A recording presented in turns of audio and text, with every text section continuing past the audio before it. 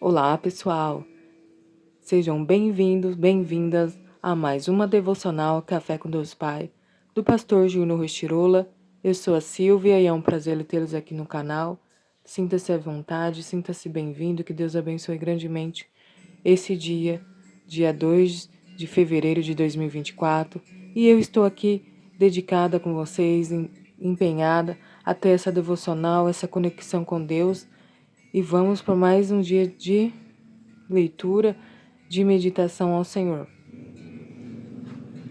2 de fevereiro.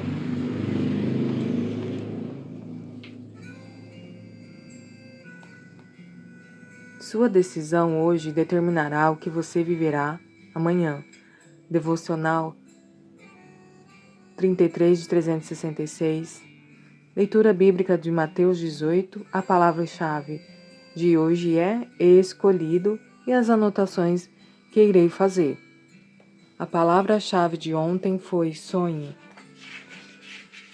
Que possamos sonhar com Deus, pois Ele sabe de todas as coisas e todos os seus sonhos e projetos, pois Ele tem a direção certa para a nossa vida. E hoje a palavra é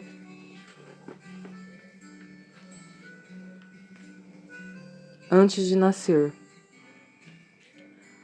Antes de formá-lo no ventre, eu o escolhi. Antes de você nascer, eu o separarei e o designei profeta às nações. Jeremias, capítulo 1, versículo 5. Já parou para pensar que, antes mesmo de você nascer, foi escolhido por Deus e designado para um propósito?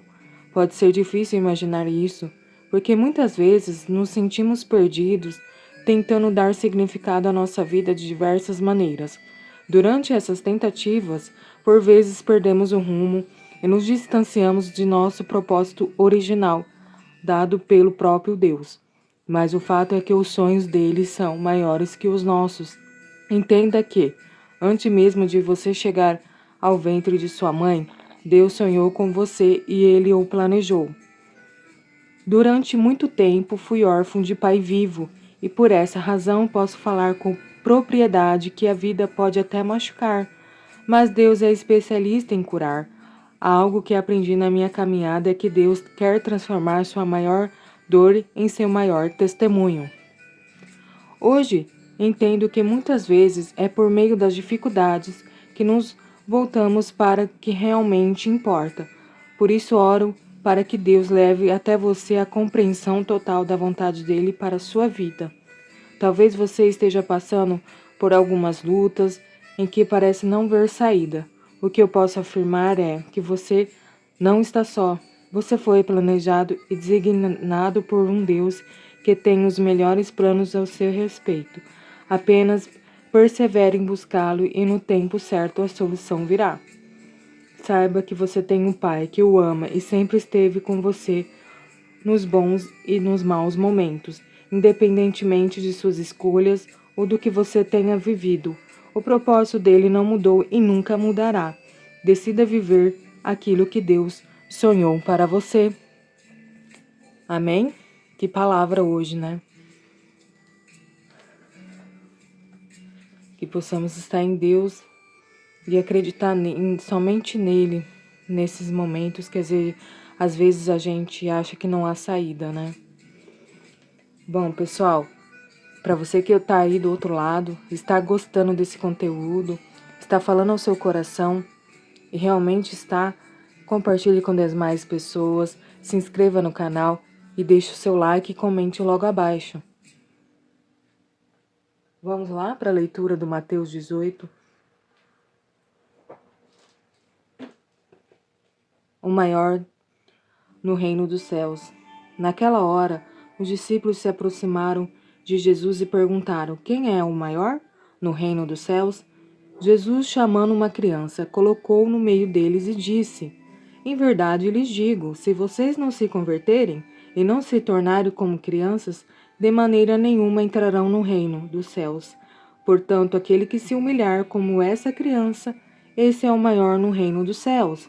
E quem receber uma criança tal como esta, em meu nome, é a mim que recebe. Os tropeços. Versículo 6. E se alguém fizer tropeçar um desses pequeninos que crê em mim, seria melhor para que esse que uma grande pedra de moinho fosse pendurada ao seu pescoço e fosse afogada na profundeza do mar. Ai do mundo por causa das pedras de tropeço, porque é inevitável que elas existam, mas ai de quem é responsável por elas. Se a sua mão ou o seu pé leva você a tropeçar, corte-o e jogue fora, pois é melhor você entrar na vida manco ou aleijado do que, tendo duas mãos ou dois pés, ser lançado no fogo eterno. E se um dos seus olhos leva você a tropeçar, arranque-o e jogue fora, pois é melhor você entrar na vida com um só dos seus olhos do que, tendo os dois, ser lançado no inferno de fogo. A ovelha desgarrada. Versículo 10. Fiquem atentos para não desprezarem nenhum desses pequeninos, porque eu afirmo a vocês que os anjos deles, lá nos céus, veem incessantemente a face de meu Pai celeste, porque o Filho do Homem veio salvar o que estava perdido. O que vocês acham?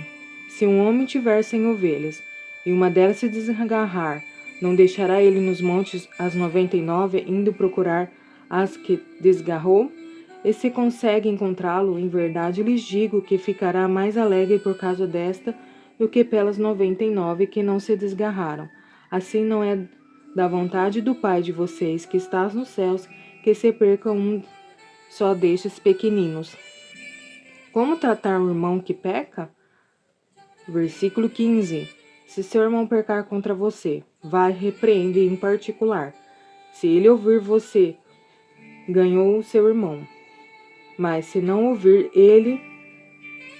leve ainda com você uma ou duas pessoas, para que, pelo depoimento de 2 ou 3 testemunhas, toda a questão seja decidida. E se ele se recusar a ouvir essas pessoas, expõe um assunto à igreja, e ele se recusar a ouvir, também a igreja considera como um gentil e publicano. Em verdade lhes digo que tudo que ligarem na terra terá sido ligado nos céus, e tudo que desligarem na terra terá sido desligado nos céus. Em verdade também lhes digo que, se 2 de vocês, sobre a terra, concordarem a respeito de qualquer coisa que vierem a pedir, isso lhes será concedido por meu Pai, que está no céu. Porque onde estiverem 2 ou 3 reunidos em meu nome, ali estou no meio deles. A parábola do servo que não queria perdoar. Versículo 21. Então Pedro, aproximando-se, perguntou a Jesus: Senhor, até quantas vezes meu irmão pecará contra mim, que eu lhe perdoe? Até 7 vezes? Jesus respondeu: Não digo a você que perdoa até 7 vezes, mas até 70 vezes 7. Por isso o reino dos céus é semelhante a um rei, que resolveu ajustar contas com os seus servos, e passando a fazê-lo, trouxe-lhes um que lhe devia 10.000 talentos.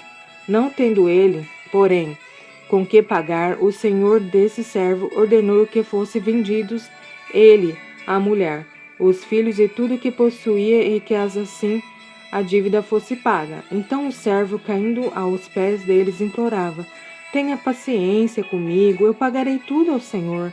E o senhor daquele servo, compadecendo-se, mandou embora e perdoou-lhe a dívida. Saindo, porém, aquele servo, encontrou um dos seus conservos que lhe devia 100 denários.